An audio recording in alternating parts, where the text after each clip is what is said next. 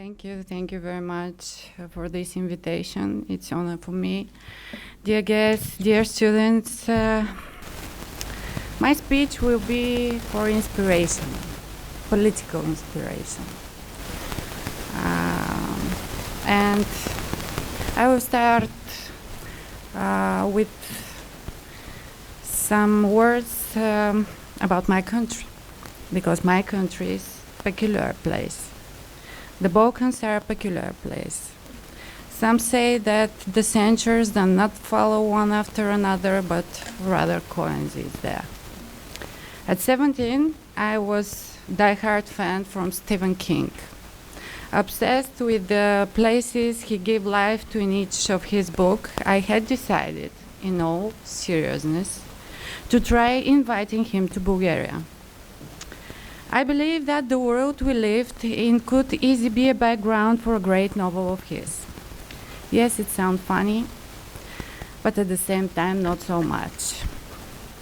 Dubravka Ogresic, herself a typical representative of the Balkan ethnocultural boiling pot, called the Balkans the cursed metaphysical hole, and one, in a typical Balkan fashion, bought the respect and hatred of her compatriots. Such holes are intersection of space and time everywhere in the world. In our lands, this hole seems to be inevitable and sometimes fateful. Still, in spite of all of this, finally democracy was born in our country a little more than 30 years ago. In a typical Bulgarian fashion, we slept through it for 7 years, or rather, we were not ready to be parents at all. Democracy was not convinced by us. It was handed to us, teeny, fragile, crying to observation and colleagues. We got scared, depressed, and we missed the first 7 years of its life. Nobody told us that without us, democracy can't mature. So 34 years later, our democracy is still stuck in poverty. That's how we Bulgarians we are. We need time, sometimes much more than you can expect it from us. This is because we are known for our destructive self-criticism and disbelief in our own strengths and qualities. We even have a proverb that literally says, too much of good is not good. Meaning if something good happens to us, it must necessarily be followed by some unspeakable tragedy. Even to the trivial hello, how are you, we Bulgarians don't respond with the usual fine, thank you, but with the question, well, so, or not so bad. This self-doubt and inability to rejoice in our small success over the years has turned into the fatigue and even a refusal to fight for bigger and more important goals. Honestly, it's quite discouraging for those of us who don't give up. We humans are highly adaptable creatures, but sometimes our ability to navigate a rapidly changing world is put to the test. On February 24th last year, the war in Ukraine began, 200 kilometers from our border in Europe. A few days later, tens of thousands of women and children sought salvation in Bulgaria. Even before that, time seems to pass too quickly. In a very short period of our lives, we expressed a financial crisis and global pandemic. But with a war that Europe has not seen since the Second World War, time flew even more rapidly, and not only in Bulgaria. The world became smaller. The deceptive security of our everyday lives has indeed made us somewhat blind to the risk. We live in the age of information, and we forgot that those who control the information control the souls, and the hearts of the people control the world.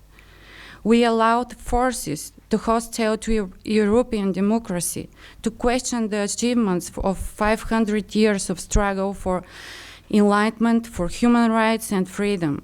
We have led semi-literate political preachers to challenge the achievements of science and medicine, dictators to mock European aspiration to live in unity and peace, dilettantes to impose their simple tastes in art and culture on us. What I've just said applies with full force to Bulgaria. The weak democracy in my homeland allowed a bunch of populism parties into power. Their main tools are hate speech, defamation of political opponents, racism, xenophobia, and outstanding sexism.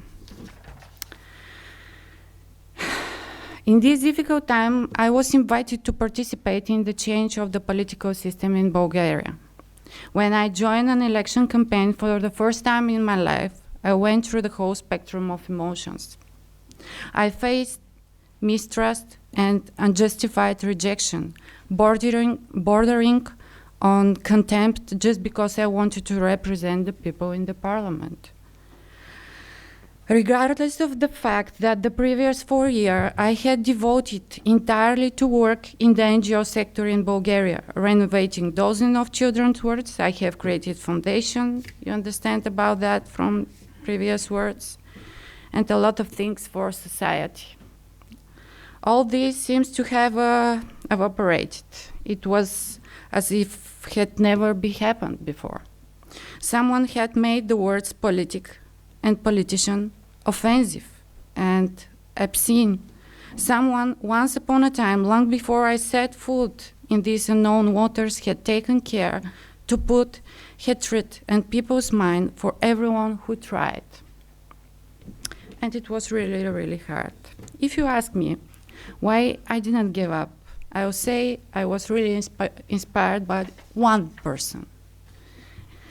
Professor Christian Takov, Bulgarian professor of civil, family, and commercial law, but and much more. He was excellent speaker, having a clear mind, and managing to present complex legal and political cases understandable for the average person.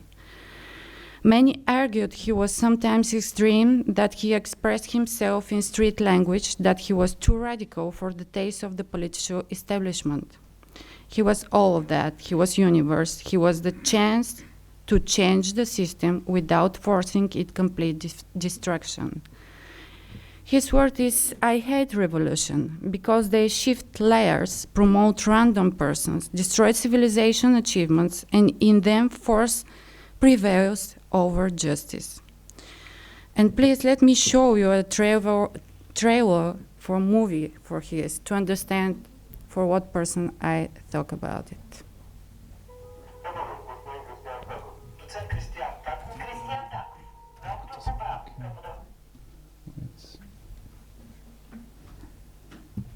Is it okay? Yeah, we need. HDMI isn't working. No, So we put have the plug to. in. I don't know, because Esteban told. Can you check the plug? It said HDMI isn't working. Yeah, no, he told me I have to drag the video inside the screen, but. Wait. I think Okay, it's more if it's connectivity. impossible, No, no. there is no problem. Is it? No. No.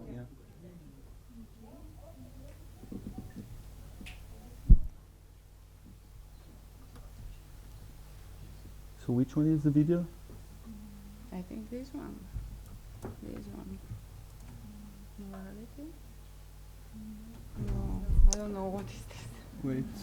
Okay. Always happens to me. You could drive it. This one maybe?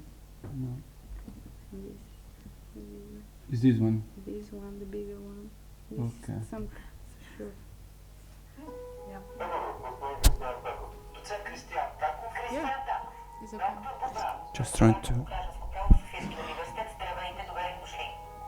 Държавността е усещането за смисъл от това да живеем заедно на едно място с още няколко милиона души. Закон не се прави за конкретна ситуация, за конкретен човек. Закон се прави на основа на принципи. Морала е поставена на човешки изпитания в България. Не се дава на добрите. В България се дава на удобните. Най-спокойните юрист, преподавател.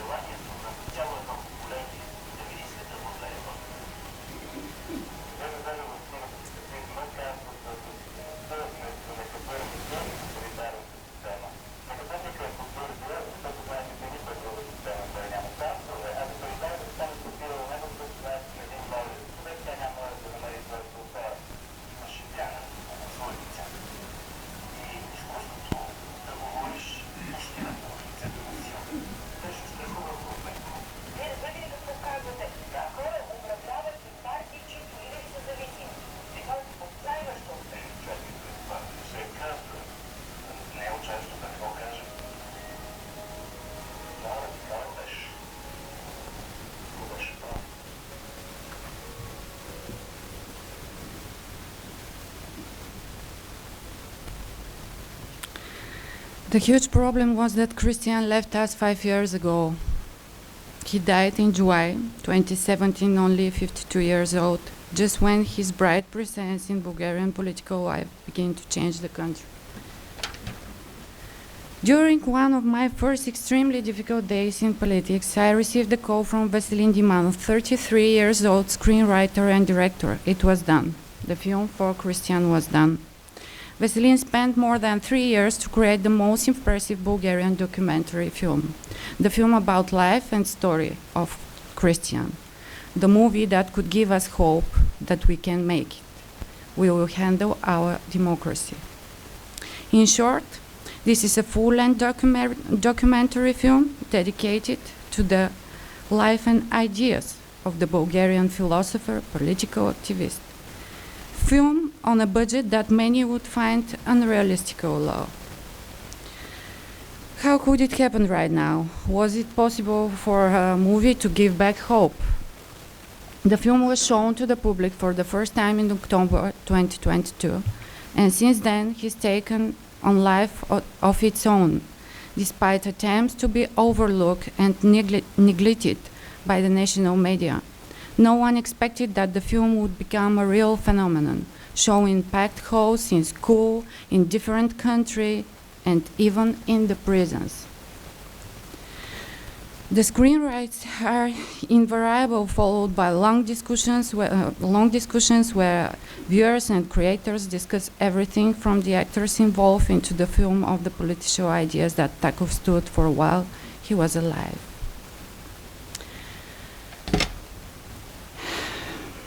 In a way, I am proud to have witnessed this cinema phenomenon. One rarely has such a chance to view from the front row how art changes people's thinking, because that's what I saw at the premiere of the film. Some came carrying their doubts, other nostalgia, some certain amount of cynicism, but everyone left with hope, me included. As a conclusion, I will quote some Christian most popular words that became the slogan of those who did not give up the fight for democracy in Bulgaria. Bulgaria wakes up terribly slowly, rubs its eyes, turns to the other side again, cries out, "I want to get some more sleep." But it's already clear that the sun has risen and high, and it's time to get up. And now, one movie can help to follow the path, of course, by changing our mind, because only we can walk along it without having to set everything on fire. Thank you very much for your attention. And don't forget your heroes. They could change your world even after their life. Thank you very much.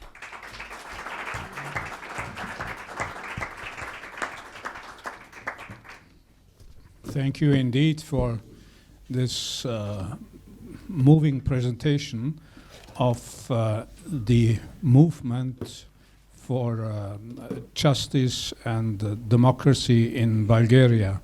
And am I right if this film now is continued to be shown and discussed and has an impact on the political debates in Bulgaria? Yes.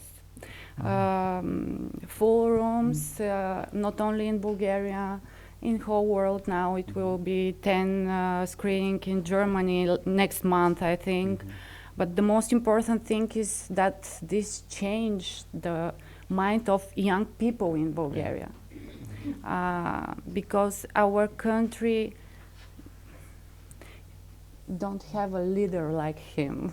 We need a leader like him, but he's not alive. And this movie, exactly in this moment, because in Bulgaria we have a very, how to say, we have a political crisis. We have five parliament for 2 years. And young people doesn't want to vote for exactly for the reason that everybody knows now.